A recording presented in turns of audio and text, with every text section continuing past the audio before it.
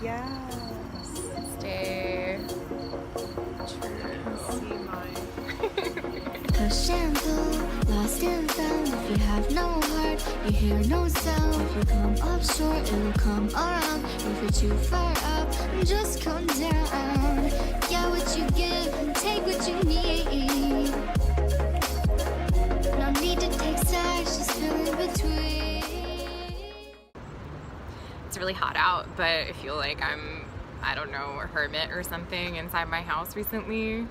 So I'm outside. I don't know, whatever. Air and sun is good for you, right? Sometimes when you're not like in the post-apocalypse, which we almost are. That's a different video though. Today I want to talk about GM tools in Apocalypse World games in particular, because I am circuits deep in my cyberpunk game Sync right now, which is powered by the Apocalypse, and I'm looking heavily at the GM rules, and so I'm like analyzing GM rules from other powered by the Apocalypse games that this game is kind of inspired by, and being like, oh, this is why I'm writing this section, because I don't like GM tools in other games.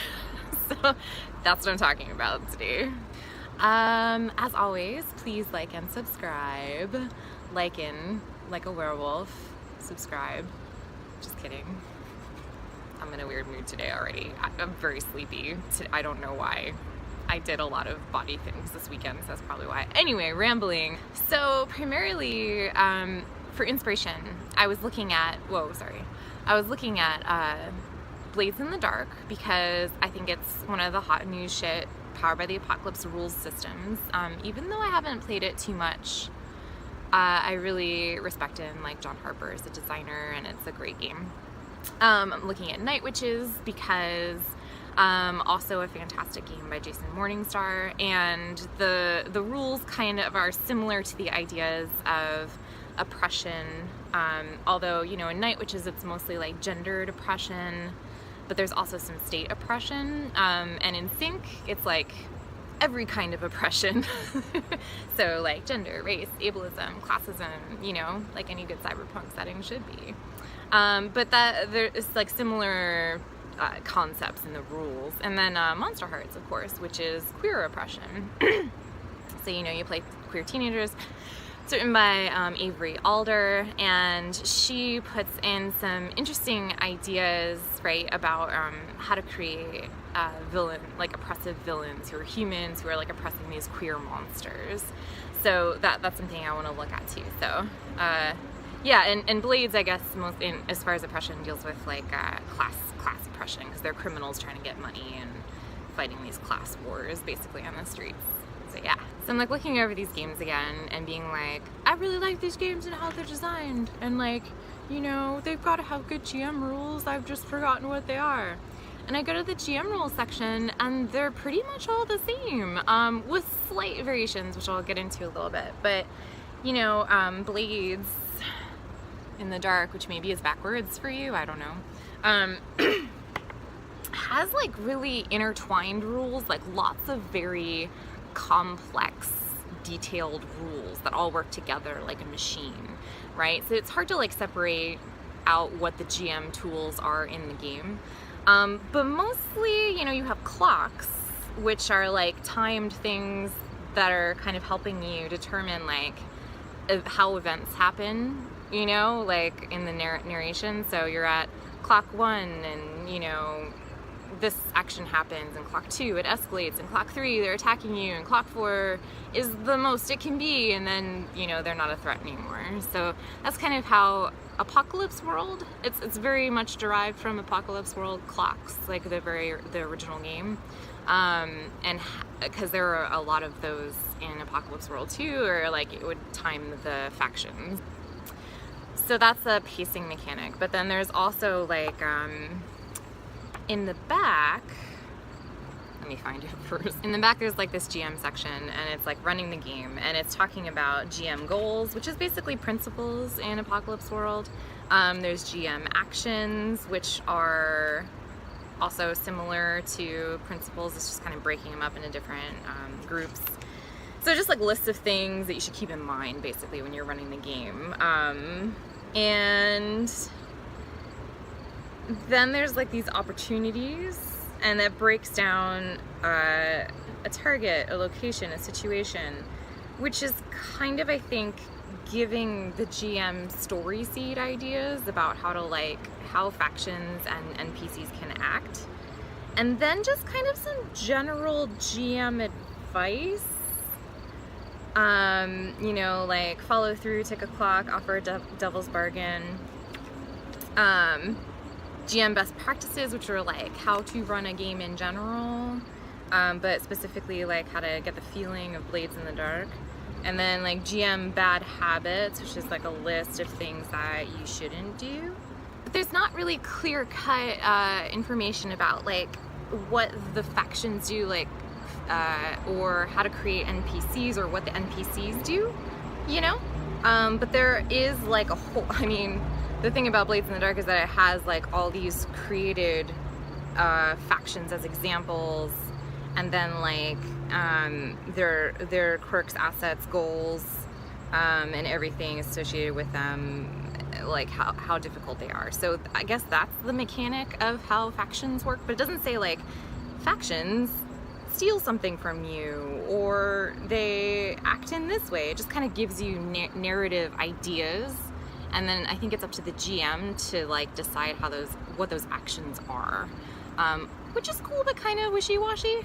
I mean, one of the things I love about Powered by the Apocalypse as a GM is that I can just make stuff up and I don't have to roll for it, and I don't have to like stat out NPCs and shit like that. It's like my favorite thing in the world, because that type of bookkeeping in gaming is one of my least favorite things. It's so time consuming, and ultimately for, you know, something that only takes 20 minutes or something, not even 20 minutes, like maybe 5 minutes to know what dice to roll or whatever, right? Which I think is just a stupid waste of time.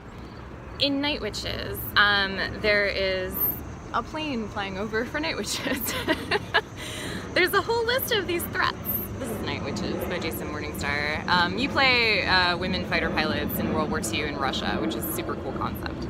I love this game because I love planes and pilots and stuff, and lady stuff. So there are the moves. There's the soft moves and the hard moves for the GM, you know, when players fail rolls. And then there's the GM moves, which are kind of like general things like bringing their gender into it, show them the darkness on the horizon, bring a threat to bear. And then there are threats, which are kind of like the bad guy NPCs in the game, right? Groups. So there's like the Hitlerite bandits and the weather, our beloved 588th Regiment.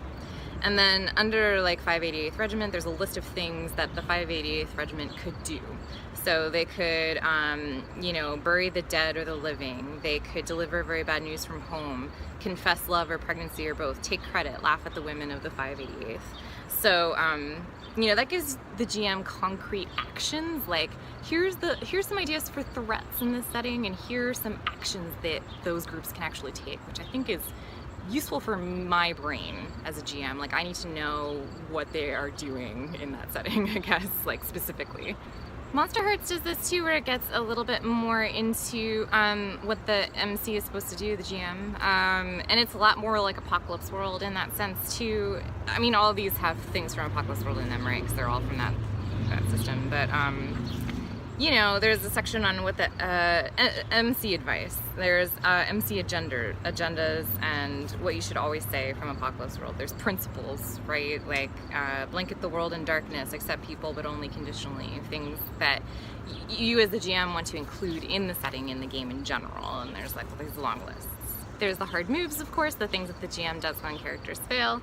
There are sections on NPCs and managing them, because there's like strings in Monster Hearts, which can be a little complicated. You start drawing lines between NPCs and PCs.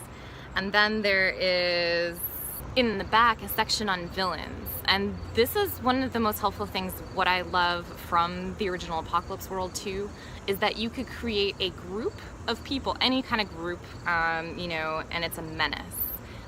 In Monster Hearts, it's a menace anyway. It's a villain. It's a faction, a cult of vampires, like whatever. And then a menace is made out of an outline summarizing what it is, stakes, what might happen if the menace gets its way, and threats, the way the villains and dangers are introduced. So threats, again, are kind of like those things I pointed out in Night Witches with the 588th and what they do. And then they have these things called cravings, offerings, and capacity, which are like, you know, cravings are intimacy, offerings are power, and capacity is cold betrayal. And these are things that are involved with these, like those are kind of like the moves they can do, like the things that they will do in the fiction. So that is I need something to point to. What are these villains going to do in the fiction? Like how are they actually hurting the NPCs or the players, you know? So to me, what this comes down to is like, I think I really like the Monster Hearts specifics best, because it gets into when you create a villain or a faction, like what they need, how they need it, and what they're going to do because of it. They have like little mini moves, but they don't have like roles associated with them or anything. They're just like you know, actions or things that they will do. And so, you know, when in Sync, I think I'm gonna mimic that a little bit, because while I'm running the game and I can think of like how the NPCs or the factions might do those things in the fiction, like then maybe they send drones, maybe they send a security force, maybe they've hacked your accounts, you know, things like that. That might not be as obvious to people who aren't as drenched in cyberpunk fiction as I am. And so I'm trying to figure out a way to easily enable the GM to put that in without having it be like a ton of work, which I think is a huge challenge in Powered by the Apocalypse games and in games in general. Like if I was gonna hand this to a person who had never played a role-playing game before, what's the easiest way I could tell them to run this game? So yeah, that's a quick and dirty summary of you know, Apocalypse World systems within those 3 games, and like kind of how I'm analyzing them to include things in Sync. Right now I have a whole lot of GM stuff, like I have the principles, the hard moves, and everything, like the long lists of do it this way. But I need to like mechanize those rules somehow, because, you know, if I'm not developing a concrete setting like in Blades or Night Witches, I need to make tools for, basically tools for the GM to create different factions and villains in each city that they make together.